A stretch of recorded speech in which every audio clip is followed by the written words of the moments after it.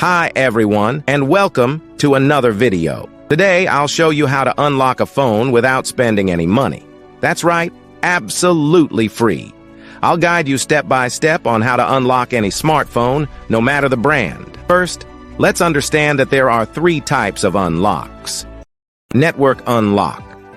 This allows you to use your phone with any SIM card from any service provider in any country.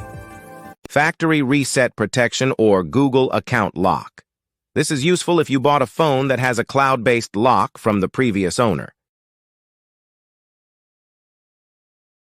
Passcode unlock. This helps you access your device if you've forgotten the passcode or security pattern.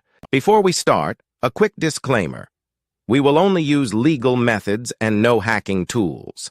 I'll show you free and ethical solutions with no illegal activities involved. So, let's get started. To unlock your phone from any carrier, remove the passcode, or perform a factory reset protection unlock, you'll need to find your phone's IMEI number. It's super simple. Just grab your phone, open the phone application, and dial *#06#.